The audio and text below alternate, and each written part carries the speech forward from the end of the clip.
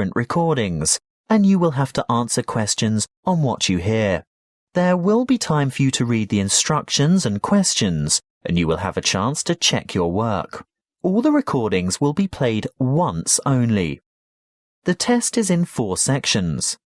At the end of the test, you will be given 10 minutes to transfer your answers to an answer sheet. Now turn to Section 1. Section 1. You will hear a telephone conversation between a male insurance agent and a female client who wants to make changes to her policy. First, you have some time to look at questions 1 to 5.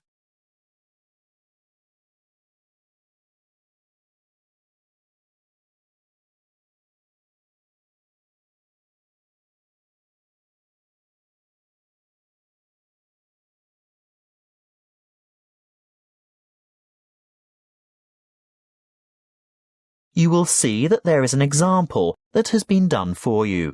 On this occasion only, the conversation relating to this will be played first. Good morning. Tauber Insurance Company. How can I help you? Good morning. I want to alter my insurance policy.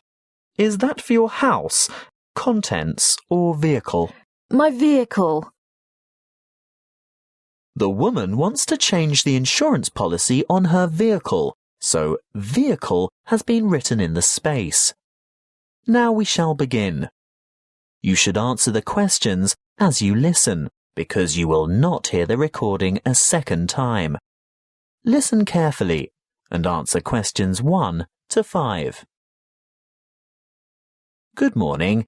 Tauber Insurance Company. How can I help you? Good morning. I want to alter my insurance policy.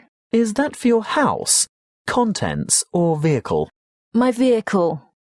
Can you give me the number of the policy, please? Certainly. I have it here in front of me. It's ZQW 5009. And what make and model of car is it? It's a Mazda Marvel. And what's the CC rating? Sorry, what do you mean? How big is the engine? Is it 1,500 or 1,800 cc, for example? Oh, that. It's actually much bigger than that. It's 2,500 cc. Thank you. Now, I just have to ask you a few questions to verify your identity. What name is the policy under? Heathcote. Let me just bring that up on the computer. Yes. Can I just confirm your first name, please? Well, my first name is Lisa, but I'm known by my middle name, Marie. Right. I see both here, but Lisa is the one I want for ID purposes. And your date of birth, Lisa? I mean, Marie. The 22nd of August, 1955. Correct. Just one more question before we get started. Can you remember the password on this policy? Oh dear, I didn't know I had a password on it. Everyone has a password. Would you like to take a guess? Possibly it's my mother's name. And what would that be? Sophia. Sorry, guess again. All right. Oh, I remember now. It's my grandfather's name, Jack. Yes, followed by some numbers. 1897, right? Correct. Now we can get down to business. What exactly do you want to change? Well, a couple of things. Firstly, I think it's overvalued at the moment. Can we reduce the value by $5,000? You mean bring it down to $15,000? Yes, I'm sure it's lost quite a bit of value over the past year. Done. Now, what's the other thing? Before you hear the rest of the talk, you have some time to look at questions 6 to 10.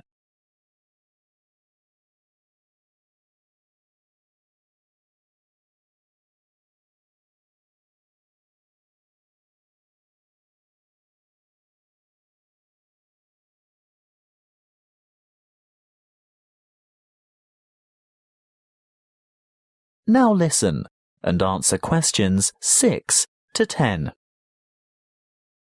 Well, I want to add the name of another driver to my insurance policy. Who is it? His name is Samuel Michaels.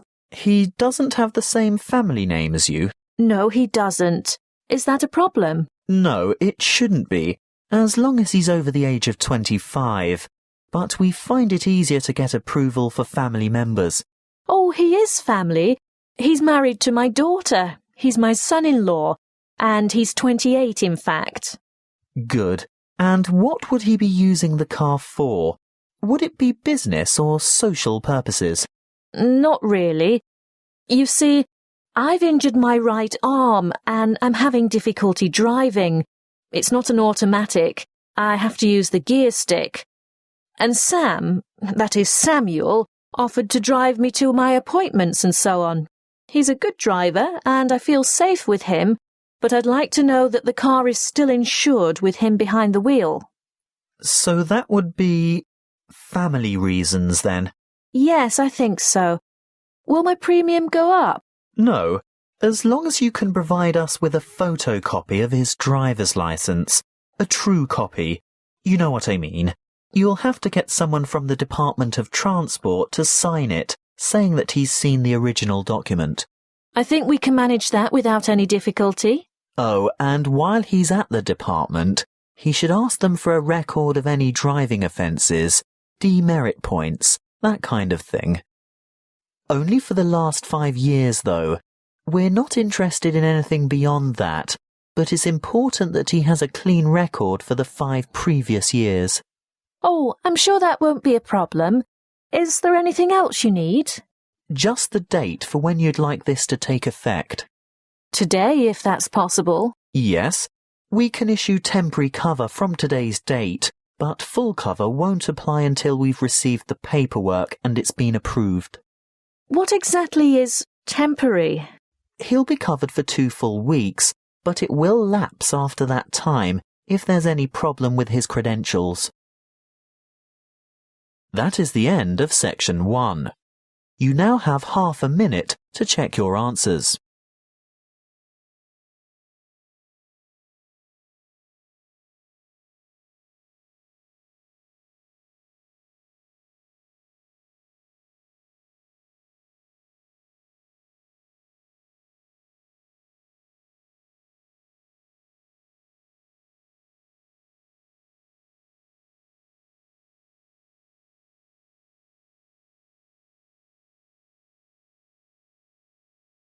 Now turn to Section 2. Section 2. You will hear a counsellor from Health Services talking about confidence and goal setting. First, you have some time to look at questions 11 to 16.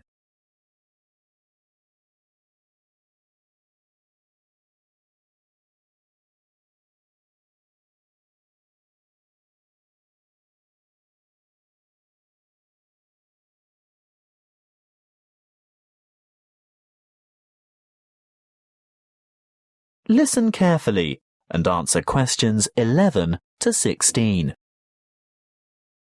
Hello, I'm Jo from Health Services, and I'm pleased to be here talking to you today. You've come here today to learn more about gaining confidence and setting goals. How many of you are truly positive thinkers? Positive thinking is the key to confidence. It doesn't matter whether you are playing a sports match, facing an interview, or preparing for an exam. If you apply positive thinking, you will gain confidence. This is the secret. Positive thought patterns.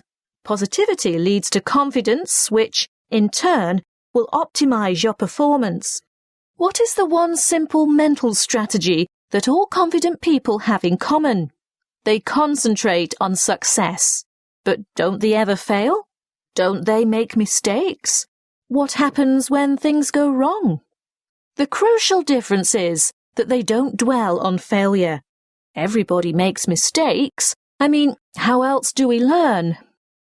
Rather than giving up or becoming depressed, the best strategy is to register the mistake, note what went wrong, and determine what would have been a better way to act or what could have been done differently in order to achieve a more successful outcome. Then move on. Yes, erase the negative emotions. Allow those memories of defeat, frustration, or dissatisfaction to fade and move forward. Negativity erodes confidence. You need to put aside your disappointments and focus on successful outcomes. Oh, it's not that easy, I can hear you saying. Well, no, it's not easy to forget failure, but no one ever fails completely, so congratulate yourself on the areas where you did do well. Mentally replay the best bits, even if they're only a small part. Now, there are 2 more things you need to do. Firstly, rehearsal. Yes, you heard me. Rehearsal. Surely only actors in a play need to rehearse their parts? No, the truth is, we all need to rehearse. This is a surefire way to build confidence. Before the match, presentation, the exam, or whatever, imagine yourself performing successfully in that particular situation. And here's the second tip. Look confident. That will always give you an extra physiological advantage. So you can see that mind and body work together on this. You have to think and act positively. Let's talk a bit more about how to look confident. If you have to overcome a challenge, get rid of that anxious expression and rigid posture, those downcast eyes and nervous gestures. Even if you don't feel very self-assured, you can still give the appearance of confidence. Stand tall, hold your head up, make full eye contact, and keep an open expression. Replace the frown with a smile if you can manage it. And those hunched shoulders? Relax those shoulder muscles. If you need to, take a deep breath and stretch to release pent-up anxiety and tension. What if you have to make a difficult phone call, for example? Nobody can actually see you, so does it matter what you look like? Yes, it does. Practicing positive body language will help you cross the threshold into a confident mood. Before we move on to talk about goal setting, it may surprise you to know that once you have set a goal in life, the brain responds with a burst of activity, which we experience as... That's right, happiness. And what happens when the goal is achieved? Yes, there is another burst of activity and another feeling of happiness. Before you hear the rest of the talk, you have some time to look at questions 17 to 20.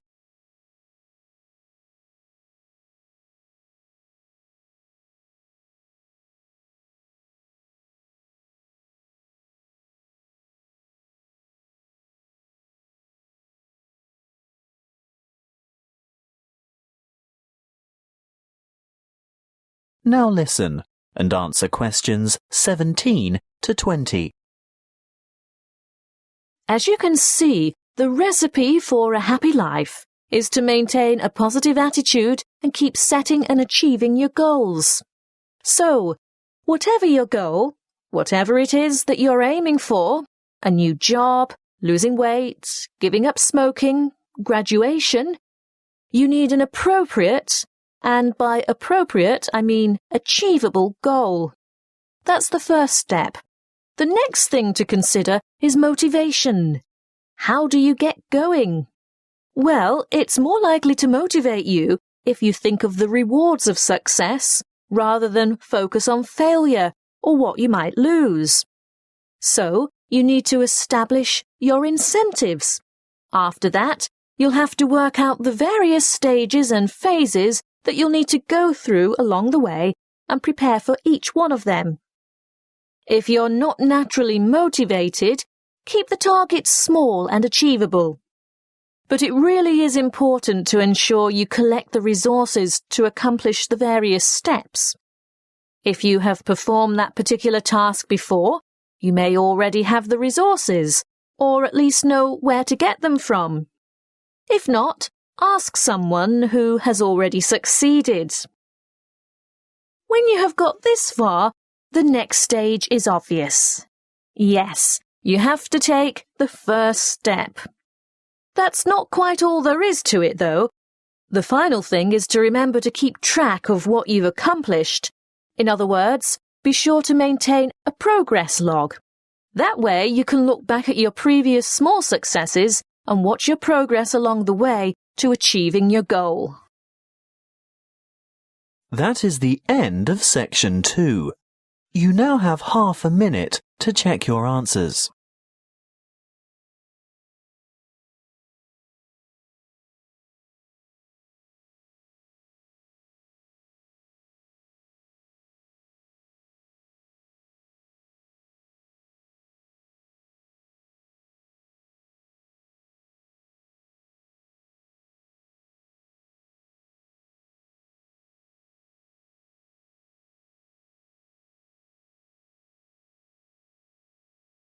Now turn to section 3. Section 3. You will hear 2 students discussing a science project. First, you have some time to look at questions 21 to 25.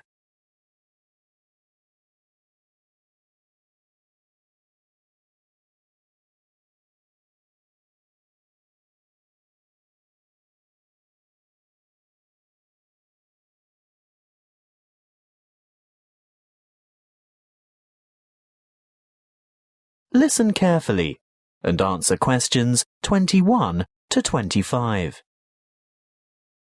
Hi, Julia. Hi, Bob. Thought about the science project yet? Which one? The presentations are scheduled for next month. The experiments that you and I are working on to demonstrate density, buoyancy, and the compression of gases. That'll be complicated. Well, it's not supposed to be. It'll be part of the Making Science Simple series that's being showcased next year, and we have to be ready to demonstrate by the end of next week. Oh, well, simple, you say? Yes, not just the concept, but the materials too. We have to use cheap, readily available common items. Expensive lab equipment is out of the question. I remember something about using recycled or throwaway items if possible. Anything portable that we can bring into the lab. That's right. Well, any ideas for the project? What about the classic Cartesian diver? Is that the same as a Cartesian devil? The invention named after the famous French physicist René Descartes. Yes. A long time ago, superstitious people labelled it that because they couldn't comprehend the scientific principles it demonstrated. They thought it was black magic. How shall we do it? By keeping it as simple, transparent and economical as possible. So, to start with... Open your pencil case and let's have a look. You haven't got any... Any what? Paper clips. Oh, there are lots of them in the bottom of my bag. They slip off my papers and collect in the bottom. Look, here's half a dozen. But they're all big metal ones. I want little ones. Small, vinyl-covered multicoloured ones. Oh, I've got 1 or 2 of them too.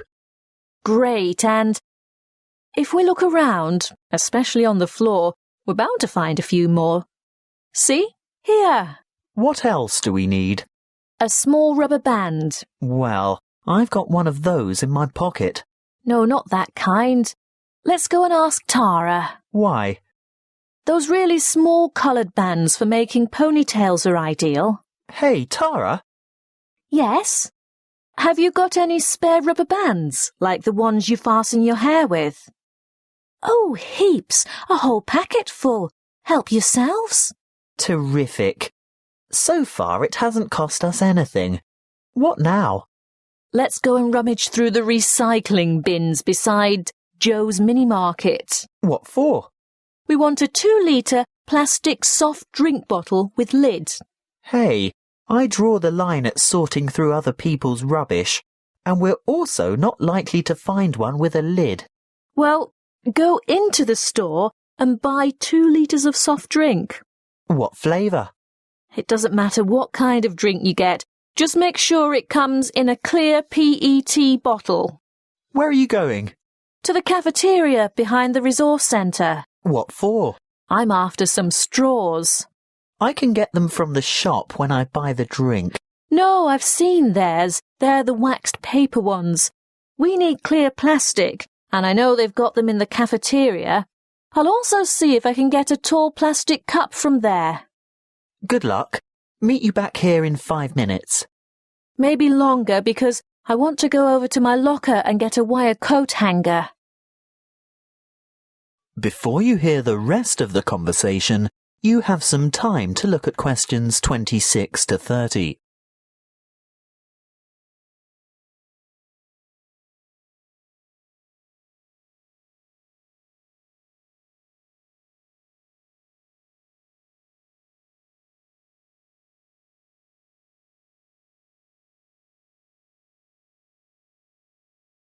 Now listen and answer questions 26 to 30. Right. Have we got everything now? I think so. I've got extras of most things, so don't worry if this doesn't work first time. OK. Assembly. Step 1. Take a straw and fold it in two. No, not like that. These plastic ones are quite hard to fold.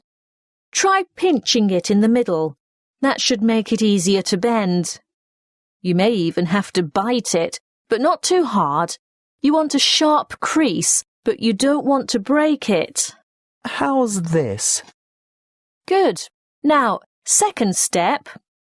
Wrap a rubber band several times around the ends to hold them together.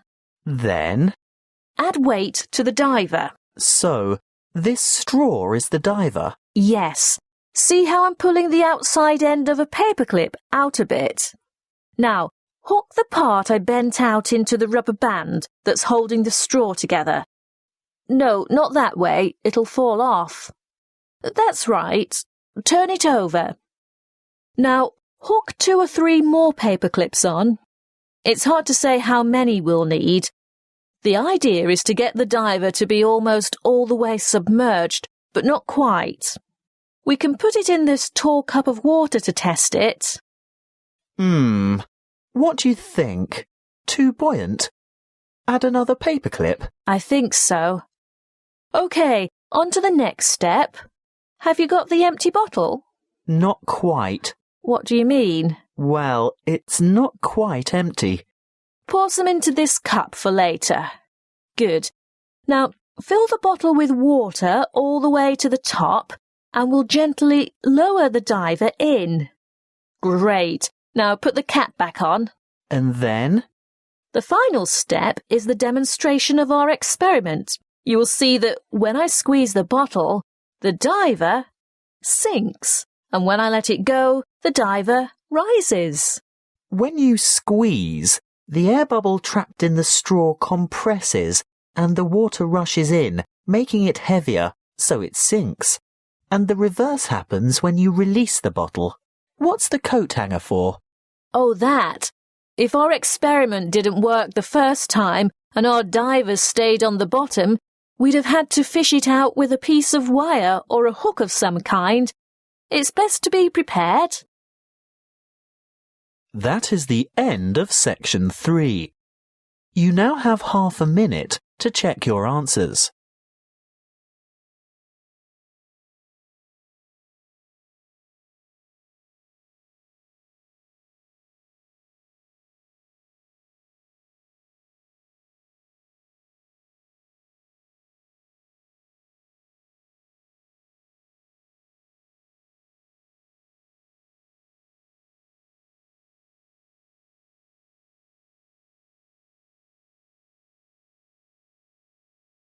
Now turn to section 4. Section 4. You will hear a lecture on volcanic activity and its effect on the atmosphere. First, you have some time to look at questions 31 to 40.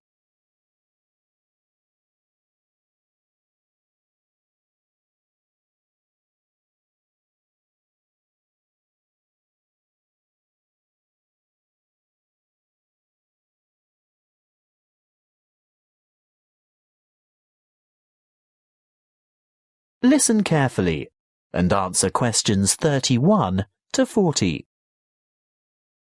Good morning, everyone. In these environmental science lectures, I guess you're all used to hearing about global warming. Well, I'm here today to talk to you about one particular volcano and its effect of global cooling. I'll begin by going back a little bit in time. Towards the middle of 1991, the second largest volcanic eruption of the last century occurred in the Philippines, not far from the capital city, Manila, on the island of Luzon. Mount Pinatubo belongs to a chain of volcanoes in the area, and this was by no means its first eruption. There is evidence of eruptions from approximately 500, 3,000 and 5,500 years ago. The events of the 1991 Mount Pinatubo eruption began in July 1990, when a magnitude 7.8 earthquake occurred 100 kilometers northeast of the Pinatubo region. The sleeping giant was reawakened, but few people had any idea of what was in store for them. In mid-March 1991, many earthquakes were experienced around Mount Pinatubo, and this is when volcano scientists, or volcanologists as they are called, started their investigation of the mountain. Before the disaster, thousands of people lived in very close proximity to the mountain, and on April 2nd, small explosions from vents near the crater dusted their villages with ash. This resulted in the order for evacuations of 5,000 people later that month. Earthquakes and explosions continued to harass the residents, and on June 5th, a Level 3 alert was issued for 2 weeks because of the possibility of a major eruption. However, the appearance of a large amount of lava protruding from the mountain on July 7th led to the announcement of a Level 5 alert on June 9th, indicating an eruption in progress. An evacuation area within 20 kilometers of the volcano was established, and this time 25,000 people were evacuated. On the following day, Clark Air Base was evacuated, and the danger radius was extended to 30 kilometers from the volcano, resulting in the total evacuation of 58,000 people. On June 15th, just after midday, the eruption of Mount Pinatubo commenced and lasted 9 hours, causing numerous major earthquakes due to the collapse of the land at the top of the mountain and the creation of a huge caldera. What's a caldera, I hear you say? Well, it's obvious really. With a huge eruption such as this, where enormous amounts of material have exploded into the air, the summit falls into what is now an empty chamber, and thus forms a large crater. As luck would have it, as the eruption was taking place, a tropical storm was passing just to the northeast of Mount Pinatubo, bringing a lot of rainfall to the area. The dust and cinders that had been thrown up into the atmosphere combined with the water vapor from the storm to cause a rainfall of tephra that fell across the whole island of Luzon. Most of the people who perished during the eruption did so because of the weight of the ash collapsing roofs and killing the occupants of the houses. If it hadn't been for that passing storm, the death toll would certainly have been much lower.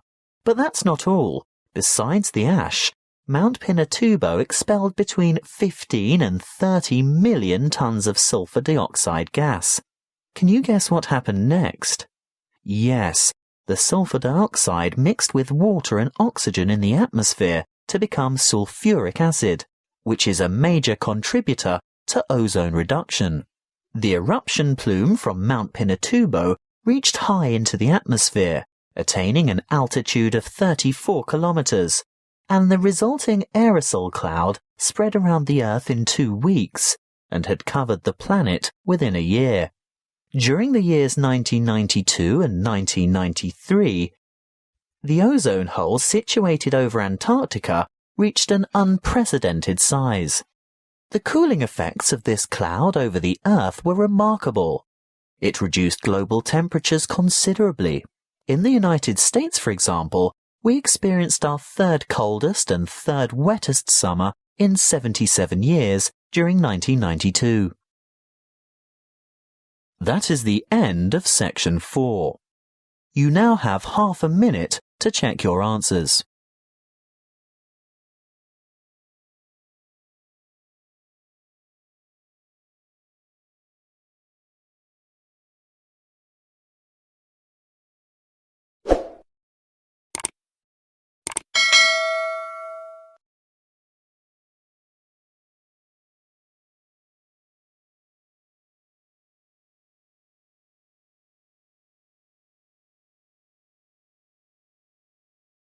That is the end of the listening test. You now have 10 minutes to transfer your answers to the listening answer sheet.